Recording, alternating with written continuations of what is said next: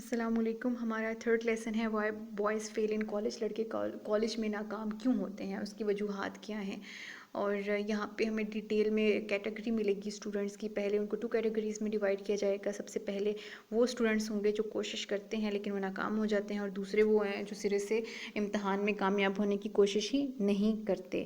تو اس کی سمری پڑھ لیتے ہیں پہلے, اور پھر اگر کچھ امپورٹنٹ بات ہوئی بک کے اندر تو وہ اس کو بھی ڈسکس کر لیں گے. کچھ پیراگرافس ہوئے تو ان کو بھی ہم ڈسکس کر لیں گے.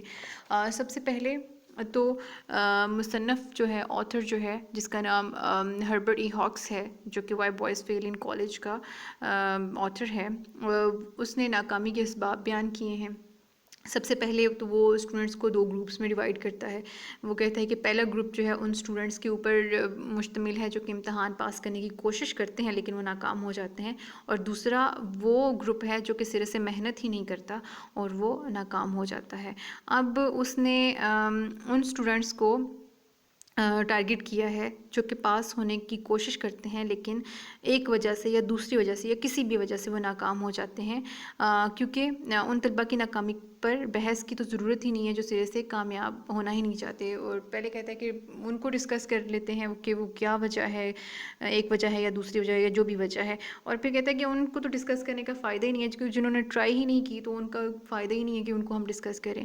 اس کے مطابق آتھر کے اکارڈنگ جو ہے, ناکام ہونے والے طلباء میں کام کرنے کی فطری صلاحیت موجود ہوتی ہے لیکن وہ اپنے کام پر توجہ نہیں کر پاتے.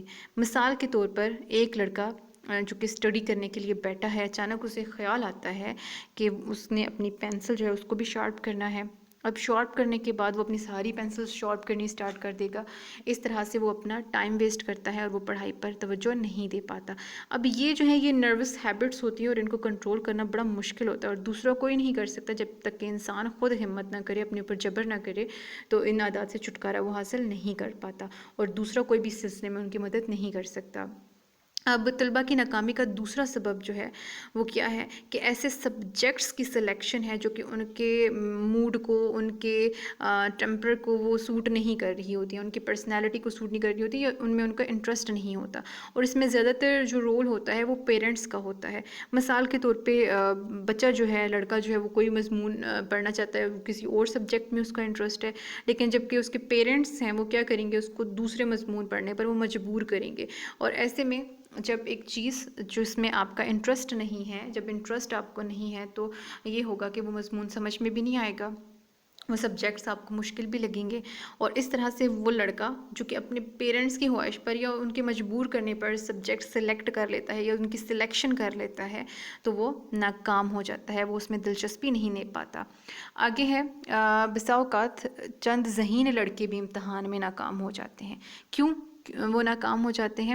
وہ اس لیے ناکام ہو جاتے ہیں کہ انہیں یہ ہوتا ہے کہ جیسے وہ اسکول میں بغیر محنت کے آسانی سے انہوں نے پاس کر لیا ہے, اور وہ آگے کالج میں بھی آ کے اسی طرح کر لیں گے اور وہ پاس ہو جائیں گے, لیکن وہ جو ہے بڑی غلط فہمی کا شکار ہوتے ہیں اور ضرورت سے زیادہ ان میں خود اعتمادی ہوتی ہے اور وہ اس ناکامی کا سبب بن جاتی ہے. آگے ہے, کچھ طلباء جو ہیں انہیں فائنینشیل پرابلمس فیس کرنا پڑتی ہیں. مثال کے طور پہ انہیں اپنے کالج کے ایکسپینڈیچرز جتنے بھی ہیں وہ خود برداشت کر رہے ہوتے ہیں, اور انہیں اس طرح پیسے کمانے کی جو فکر ہے اس میں ایک تو ذہنی الجھن کا بھی شکار ہو جاتے ہیں وہ, پلس ان کا وقت بھی ضائع ہو جاتا ہے اس کام میں. تو وہ اپنی اسٹڈیز کے اوپر کمپلیٹ فوکس نہیں کر پا رہے ہوتے ہیں اور اتنا پراپر ٹائم نہیں دے پا رہے ہوتے ہیں, تو اس کی وجہ سے وہ کیا ہوتا ہے, فیل ہو جاتے ہیں. کچھ اسٹوڈنٹس جو ہیں ان کے فیل ہونے کا ریزن کیا ہوتا ہے, ان کی ہیلتھ ہوتی ہے. اب ہو سکتا ہے کہ کوئی بچہ فزیکلی تو ٹھیک ہو لیکن ہو سکتا ہے کہ وہ مینٹلی ڈسٹربڈ ہو, اس کو کوئی اور پرابلم ہو, اس کو نروس ہیبٹ کچھ اس طرح کا مسئلہ ہو.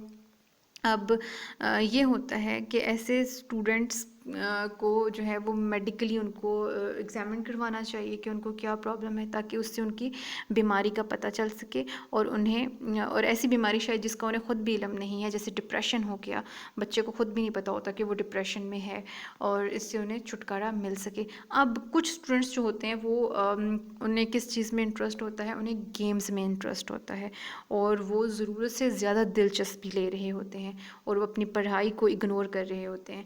ایسے اسٹوڈنٹس کو یا تو اس کے آتھر کے اکارڈنگ یا تو پیشہ ور کھلاڑی بن جانا چاہیے یا پھر پڑھائی اور کھیل یعنی کہ اسٹڈی اور اسپورٹس یا گیمز میں ان کو بیلنس کرنا چاہیے.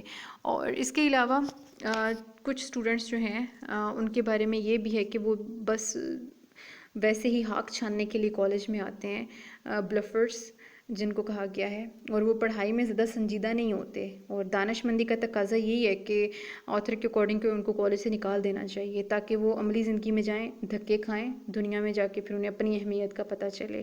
اس کے علاوہ اب رول آف پرنسپل جو ہے وہ آ جاتا ہے. مصنف کے اکارڈنگ کالج کا جو سربراہ ہے اس کو ایک ڈاکٹر کی طرح ہونا چاہیے. جس طرح ڈاکٹر جسمانی بیماری کی تشخیص کرتا ہے اور اس کا علاج کرتا ہے، اس طرح کالج کے سربراہ کو بھی طلباء کے مسائل کو سمجھ کر انہیں حل کرنا چاہیے اگر وہ انہیں ناکامی سے بچانا چاہتا ہے. اس طرح وہ ان کو ناکامی سے بچا کر اپنے فرائض جو ہیں وہ بخوبی سارے انجام وہ دے سکتا ہے.